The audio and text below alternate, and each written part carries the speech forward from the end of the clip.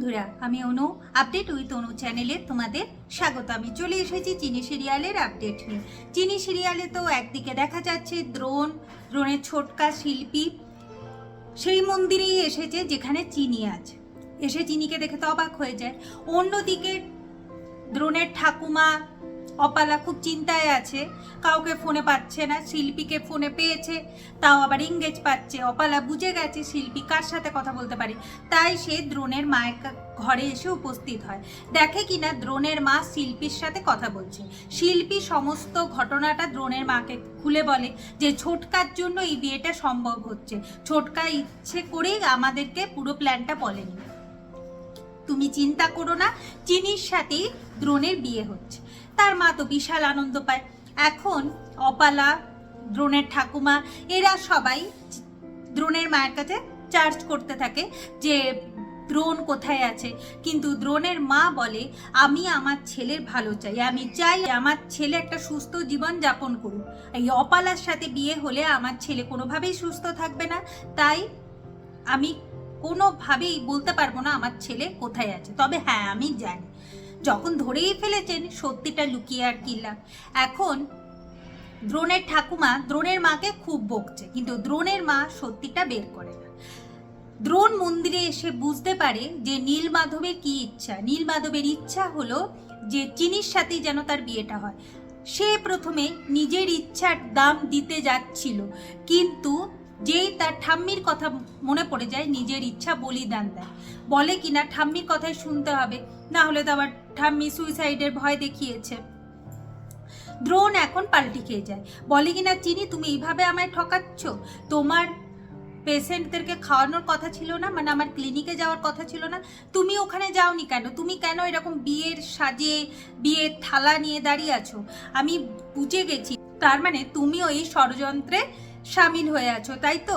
আমি তোমাকে খুব ভালো মনের মানুষ ভেবেছিলাম চিনি, তুমি এইরকম, তুমিও আমাকে ঠকাচ্ছ। আমি এটা কোনোদিন মেনে নিতে পারবো না। এখন সবাই বুঝাচ্ছে যে এটা সারা জীবনের ব্যাপার, অপালার সাথে দ্রোণ কোনোভাবেই সারা জীবন সুখে থাকবে না, তাই যেন সেই চিনিকে বিয়েটা করে নেয়। দ্রোণ বলে, আমি এই ষড়যন্ত্রে কোনোভাবেই সামিল হতে পারবো না, তাই আমি এই বিয়ে করতে পারবো না, আমাকে এক্ষুনি বাড়ি ফিরতে হবে। এখন শিল্পী বাধ্য হয়ে সিঁদুরের কৌটোটা দ্রোণের সামনে এগিয়ে দেয়। দ্রোণ সিঁদুর পরাবে না ঠিক করেছিল, কিন্তু যখনই সিঁদুরটা সরাতে যায় সেই সিঁদুর উড়ে গিয়ে চিনির স্মৃতি রাঙিয়ে দেয়। এটা দেখে দ্রোণ অবাক হয়ে যায়, আর সঙ্গে সঙ্গেই ত্রমিলা শাঁখ বাজিয়ে ওঠে। এখন দ্রোণ ত্রমিলাকে বলে, কেন সে শাঁখ বাজাচ্ছে? ত্রমিলা বলে, বিয়ে তো হয়ে গেছে, বিয়ে হয়ে গেল তো শাঁখ বাজাতেই হবে দ্রোণ দাদা বাবু, আর তুমি তো এই বিয়েটা অস্বীকার করতে পারো না, বিয়ে হয়েছে। এইদিকে অপালা দ্রোণের মাকে বলে যে আপনি কি ভাবছেন, বিয়েটা হয়ে গেলেই পথের কাঁটা সরে যাবে? আমি তো এত সহজে সরবো না, আমি পথের কাঁটা হয়ে থাকবো। এরপর আপনি কি করবেন? ভাবছেন কি যে চিনিকে নিয়ে আপনার ছেলে সুখে থাকবে? আমি তো সুখে থাকতে দেব না। আগামী পর্বে দেখা যাচ্ছে যে দ্রোণ বিয়েটা অস্বীকার করে নিজের বাড়িতে ফিরে যায়। অপালা দ্রোণকে জড়িয়ে ধরে ছুটে এসে। এখন দ্রোণ ঠাম্মিকে বলে বিয়ের ব্যবস্থা করতে।